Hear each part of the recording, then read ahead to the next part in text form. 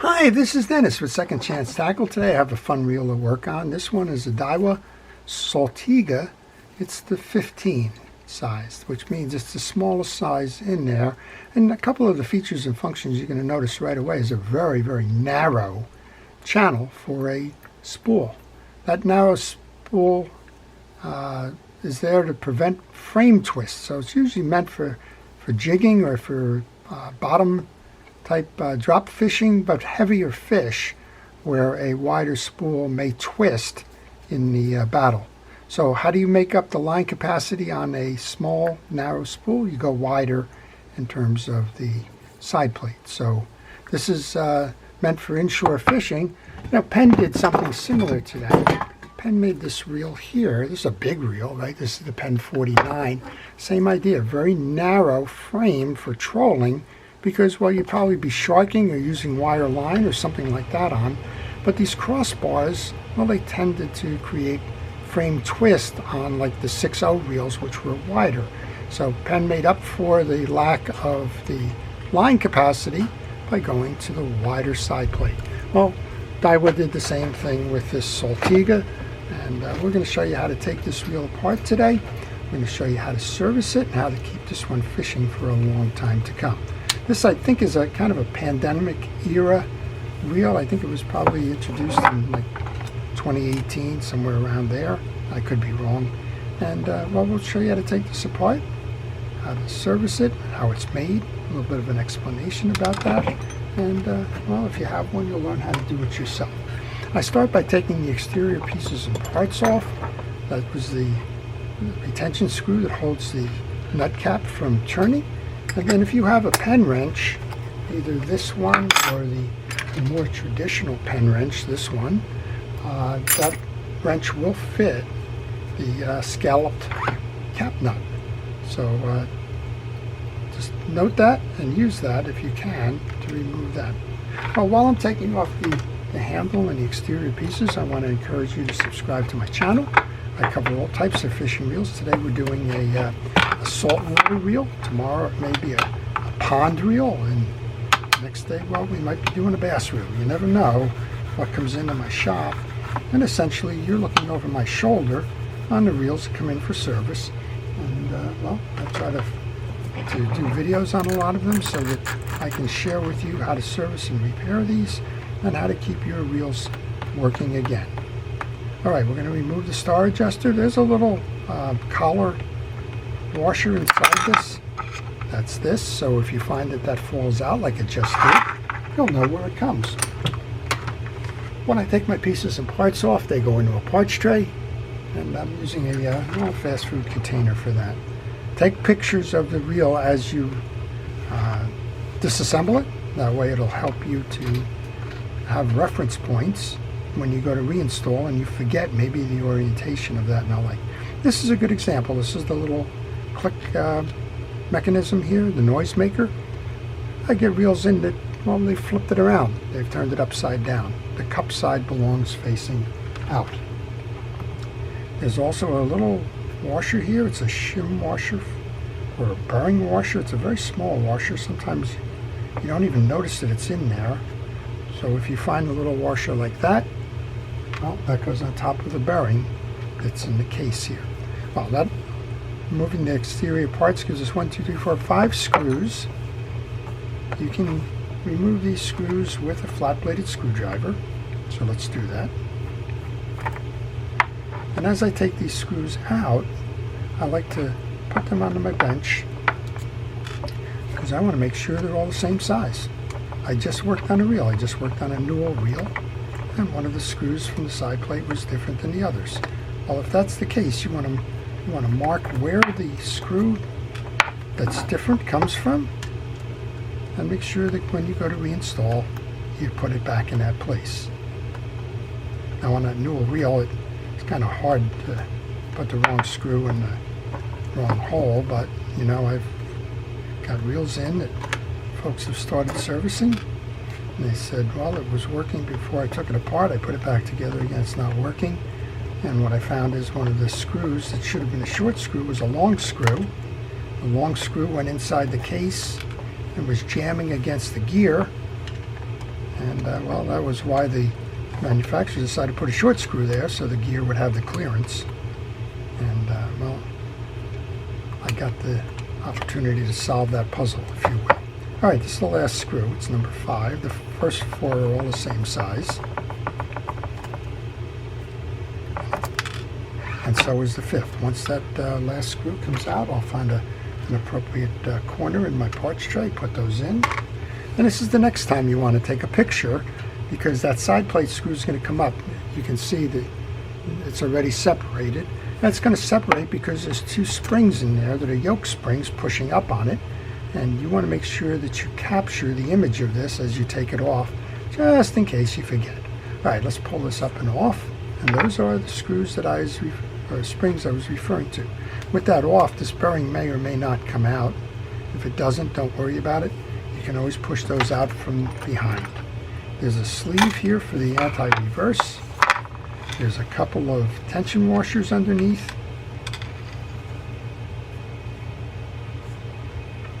And it kind of works like this, with these washers in between. Okay, that's the packing before. And then this is your inner race for that bearing itself. Before I go pulling any more parts, I want to take these 2 springs off and put them into my parts tray because, well, I tend to vibrate things or push things or do whatever I seem to do with these. And what happens generally is that, well, something goes flying. All right, this is the inner race for that anti-reverse. It's being a little stubborn coming up, so I'm just going to use a screwdriver just to pry it up, see if we can't bring it up over whatever's causing it to stick.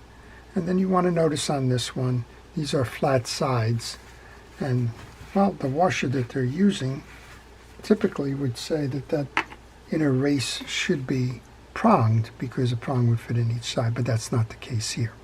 With that, we should be able to remove the anti-reverse backup dog and the gear assembly. So let's see if we can't get that up and out.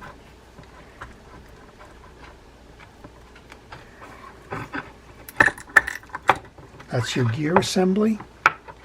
This is your backup anti-reverse dog and your click ratchet that's associated with that. Well, the only other piece in here really is the pinion gear and the yoke. Okay, I was looking for that. I got concerned there for a moment that maybe I didn't do something right. All right, I'm going to just clean the parts for a moment. I want to see how this one works. I believe it's going to go this way. It fell off, right? Okay, there's no harm, no foul about trying it. Make sure that you do that before it gets crazy in terms of trying to service it. And yeah, the bump is faced up. I've got it intersected with the spool, and it's turning the spool, so we're in good condition there. All right, make sure that the case is clean. This one's clean. It's devoid of any grease, dirt, or anything. So all we really want to do with this is just put a good amount of oil in here. You can pull up and out on this jack if you like, if there was some dirt behind here. There's really nothing going on back here. So a little squirt of oil. We can reset this in and let that lay. All right, there could be a bearing in here. I'm not sure. I'm just going to oil behind here. Again, there's no dirt. If there was dirt and grease, you would have the opportunity to pull these 2 screws to do that. But as I'm seeing it, there's nothing wrong there. This whole wheel just has no oil or grease on it. I'm surprised it wasn't turning with a rasp type sound. Check all the teeth. These are in good condition. They're all clean and clear. So what we want to do is re-lube this now. This is not a level line reel, so you're not going to be looking for any kind of line or worm gear, line drive, or idler gear kind of setup to it. All right, we said that that's going to go up and that the slot in the pinion gear is going to go down. So let's put that on now.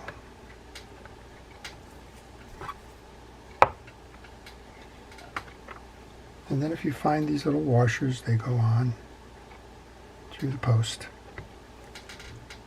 That's going to be for the spring. Okay, so that the spring doesn't trap in the yoke. All right, just a quick look at the back side. This is totally clean as well. Oil that trip mechanism, oil the bearing in the case here. You don't oil the anti-reverse, but you do clean it. You can see that there's some small grease or something in here. Just get it off of there. It's a friction-driven device. And let's go build this back up. We have our click ratchet. That's got a square in the center of it. And we have our anti-reverse dog. That's going to ride by separating those two fingers on that dog and then bring it into the groove so it sits like that. And then you need to load it on that post there. When you do that, make sure that it sits with the square on the bottom of the post on this side.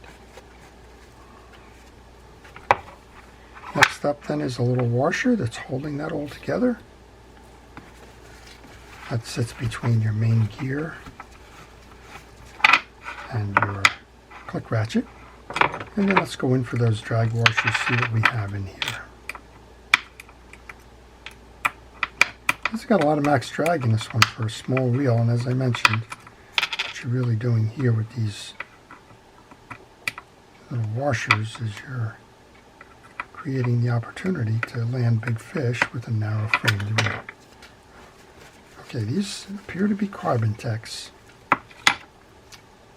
Yeah, they're a hard washer. Don't attempt to bend them. You're going to snap them. And hard washers, they don't get any greases or oils because they can't absorb them. All right, check the teeth on the main gear.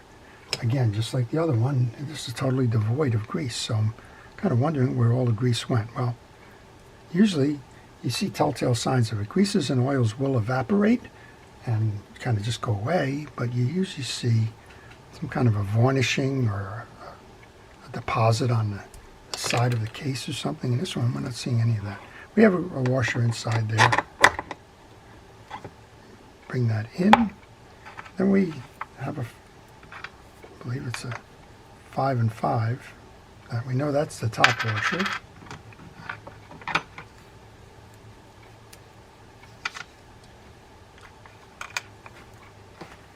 We have 5 and 5. Okay, there's 2 eared washers. And there's 2 keyed washers. The keyed washer is going to go first.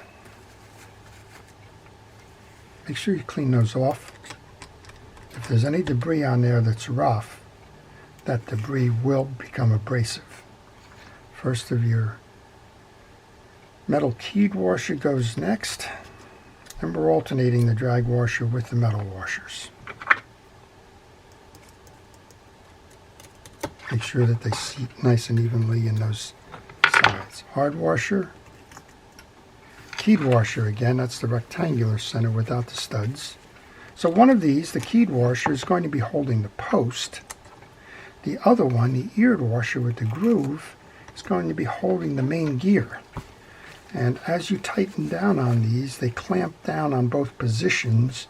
Your main gear can't move from that gear post. And that's how you get your drag. When you loosen up, one allows the slip, and that's how you have the variability in it. Okay, the last one, as we mentioned, well, it would normally be set up for an anti-reverse sleeve that has studs in it, but this one doesn't have the studs in it. That seats next. Then our stack goes to this. This is kind of a sleeve extension with a little rubber grommet on it. And I guess that's got to come in from the other side, because as I'm looking at it here, you won't get that through the main case here. All right. We have our 2 screws. Springs. I don't know why I want to call springs screws, but I do. And I do it pretty frequently. Those sit on the posts. You want to raise this stud to the up position up here, because you want to merge that piece with the hole here. Bring your case on, kind of align your holes, press in, and then pull on your lever now, and you will see that the case pulls in. This should be the free release. Make sure that your spool is spinning, and it is. Go into gear, make sure that your gear is turning. That's how that one works. Let's take the 5 screws and put those back on the case then.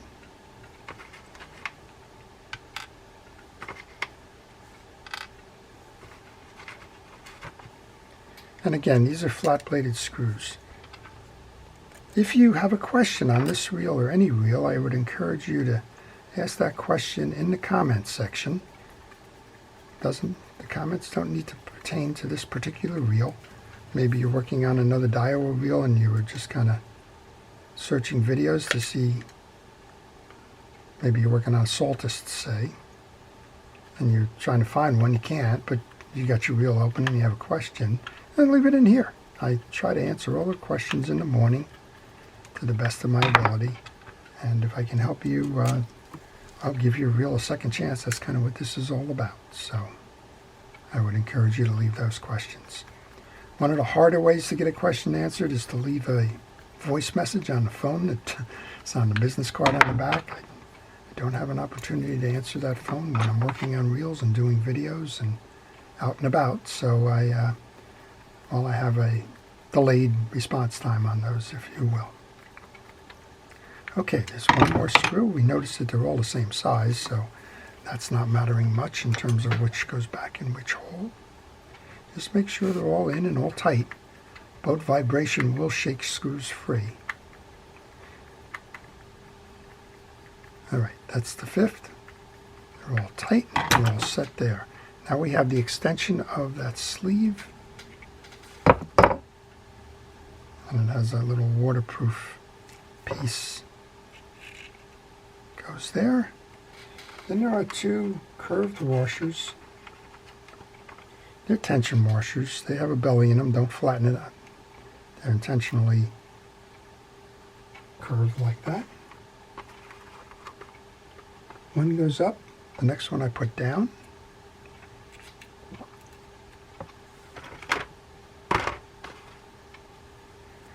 Then we have our washer, or our bearing.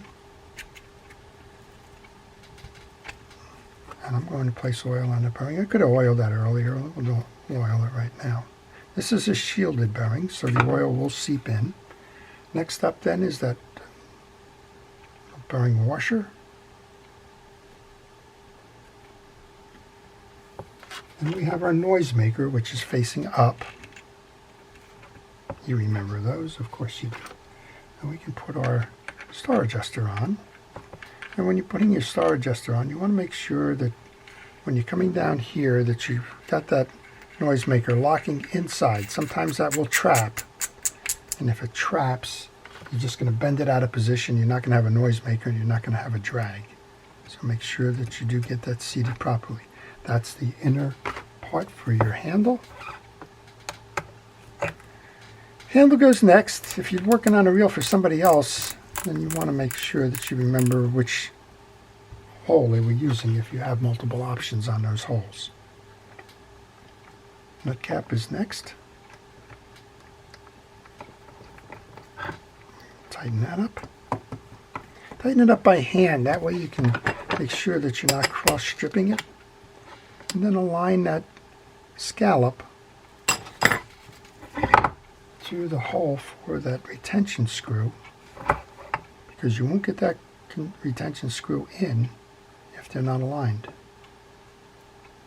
Get it started. Let's bring it back. And we'll see how we did. Well, while I do this, I want to thank our first responders, our police, fire, rescue, EMT, and the like, for their dedication to public safety and support. I do appreciate your career choice and what you do day in and day out. All right, so what did we do? We took a circa 2018 kind of reel, probably about 5 years old. Not sure if it's been serviced. It probably hasn't because we didn't notice oils and greases in there. which means most of them have evaporated. We took the reel completely apart. We explained how the reel was made and the function of the reel, that this is going for big fish on deep drops or in jigging, and it's got that narrow frame to avoid the twist. Looks like it's made of machined aluminum to avoid corrosion. We saw the inside has got 5 drags in it. It means that's a lot of max drag in this reel, so it's meant for those big fish. We showed you how to take it apart, how to service it, and well, now we're going to give it that final test. We're going to release the reel into free spool, spin it. Well, it's hard for you to see because it's a dark spool, but that's spinning nice and free and easy and quiet with the oiling of those bearings. I'm going to put it into gear and I'm going to make sure that it turns nice and free and easy, which it does. If you wanted to adjust the spool tension, you have the spool tension adjuster right here. I'm going to tighten down on the drag washers to make sure that they're seated and holding. They are. Then I recommend backing that off while in storage or not in use. That means after each trip, take that off. Why? Well, you saw what happens. We explained before about how those washers are compressed, one to grab the stem, the other to grab the main gear. And if you leave them compressed, it's going to squeeze out the oils and the like, and it's going to lead to premature wear and on those drag washers. And well, you're going to have to replace them earlier than, well, maybe you should under normal use. Right, that's it. That's your Daiwa 15. It's the Saltiga, and it's a beautiful reel ready to go fishing again. I hope you've enjoyed the video, and I wish everybody great times on the water and fun in the art of fishing reel service and repair. This is Dennis with Second Chance Tackle. Have a great day.